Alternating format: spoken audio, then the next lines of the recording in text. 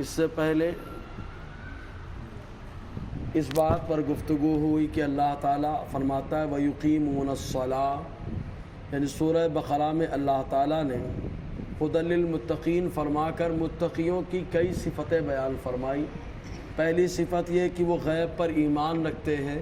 دوسری صفت یہ ہے کہ وہ نمازوں کو قائم کرتے ہیں، اور تیسری صفت یہ ہے کہ وَمِمَّا رَزَقْنَاهُمْ يُنْفِقُونَ، ہمارے دیے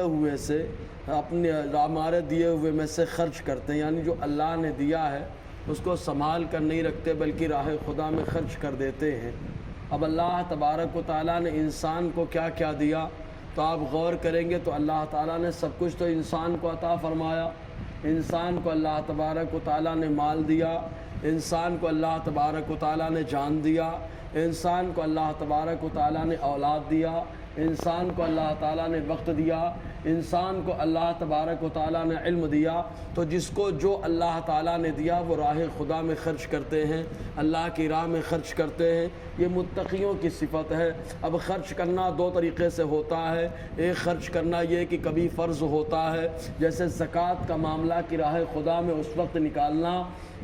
اور مستحق کو پہنچانا یہ فرض ہے، نہ نکالنے کی صورت میں بندہ گنہگار ہوگا، اور اگر کوئی اس کی فرضیت کا انکار کر دے تو اس سے جہاد کیا جائے، جیسے کہ حضرت ابوبکر صدیق رضی اللہ تعالی عنہ کے زمانے میں لوگوں نے زکوٰۃ سے انکار کر دیا تھا، اور ان لوگوں نے کہا کہ زکوٰۃ دینے کا حکم، وصولنے کا حکم اللہ تعالیٰ نے اپنے محبوب کو عطا فرمایا کہ وَخُذْ مِنْ أَمْوَالِهِمْ صَدَقَةً، اللہ فرماتا ہے۔ اور جب حضور پردہ فرما گئے تو اب زکوٰۃ فرض نہ رہی، تو حضرت ابو بکر صدیق رضی اللہ تعالی عنہ نے ان لوگوں سے جہاد کا حکم دیا، تو لوگوں نے کہا آپ داڑھی ٹوپی والے سے کیسے مقابلہ کریں گے؟ تو حضرت ابو بکر نے ارشاد فرمایا بخدا زکوٰۃ کے لیے جو بکری دیتے تھے تو اس بکری کی جو رسی ہے اگر وہ رسی بھی روکیں گے تب ایسی صورت میں ان سے جہاد کروں گا۔ تو کبھی جو ہے خرچ کرنا فرض ہوتا ہے، جیسے زکوٰۃ کا نکالنا یہ فرض ہے، اس کی فرضیت کا انکار کرنے والا اسلام سے نکل جائے گا، اور کبھی خرچ کرنا واجب ہوتا ہے، کہ جیسے صدقہ فطر جو ہے،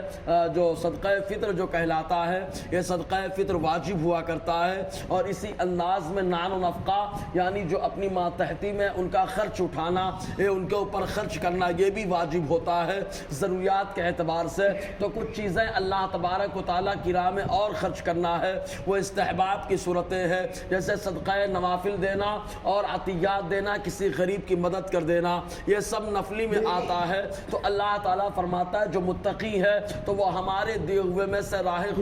خدا میں خرچ کرتے ہیں، اللہ کی راہ میں خرچ کرتے ہیں، یہ تو مال کا معاملہ ہو گیا۔ لیکن یہاں اللہ تعالیٰ نے مطلق فرمایا جو ہم نے ان کو دیا وہ ہماری راہ میں خرچ کرتے ہیں۔ اگر اللہ نے علم دیا ہے تو علم راہ خدا میں خرچ کیا جائے، لوگوں کو بتایا جائے۔ اگر اللہ نے وقت دے دیا ہے تو وقت راہ خدا میں دیا جائے۔ اگر اللہ نے اولاد سے نوازا ہے تو اولاد کو بھی راہ خدا میں لگایا جائے، اور ضرورت پڑ جائے اللہ نے جان دی ہے تو جان بھی راہ خدا میں لگائی جائے۔ تو یہ متقیوں کی صفت ہے کہ اللہ نے ان کو جو نوازا ہے ہر چیز کو اس کی راہ میں خرچ کرتے ہیں۔ یہی وجہ کہ حضرت ابو ذر غفاری رضی اللہ تعالیٰ عنہ کا طریقہ یہ تھا، آپ فرماتے آج کا کھانا ہو گیا، اب کل کا مال رکھا نہیں جائے گا، بلکہ جو بچے گا سب راہ خدا میں خرچ کرنا یہ واجب اور ضروری ہوتا ہے۔ یہی وجہ کہ حضرت عثمان غنی رضی اللہ تعالیٰ عنہ نے فرمایا کہ لوگ مسئلے سمجھ نہ پائیں گے، ہنگامہ ہوگا، ان کو مقام زورہ میں جا کے بسا دیا۔ بہرکیف تو اللہ تعالیٰ فرماتا ہے متقیوں کی ایک صفت یہ بھی ہے کہ اللہ کے دیے ہوئے سے خرچ کرتے ہیں۔ آپ غور کریں اللہ خود فرما رہا ہے کیا ہمارے دیے ہوئے سے خرچ کرتے ہیں، یعنی اللہ دیتا ہے اور اس کے بعد فرما رہا ہے اب اللہ میری راہ میں خرچ کرو، اللہ دے رہا ہے فرما رہا ہے اب میری راہ میں لگاؤ۔ تو یہاں غور کرنے کی بات ہے، جب اللہ تعالیٰ دے رہا ہے بندے کو اور حکم دے رہا ہے اس کی راہ میں خرچ کرو، اب اگر بندہ نہیں خرچ کرے گا، بندہ نہیں لگائے گا، ایک مثال لے لی جائے، جیسے کوئی آدمی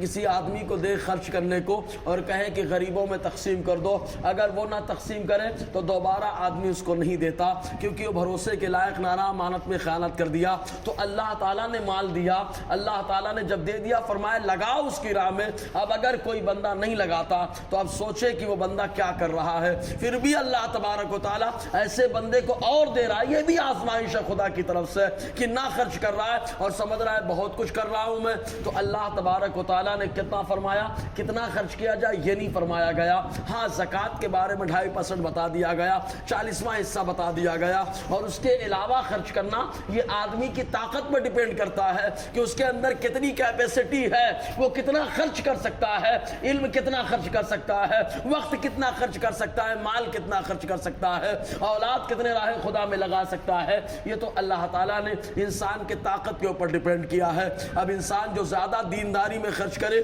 وہ زیادہ طاقتور ہوگا، اور جس کے اندر دینداری کم ہے، لاکھ پہلوان بولے لیکن وہ طاقتور اللہ کی بارگاہ میں نہیں مانا جائے گا۔ بہرکیف آگے گفتگو رہے گی۔ اللہ تعالیٰ ہم سب کو فیضان قرآن، برکات قرآن سے مالا مال فرمائے۔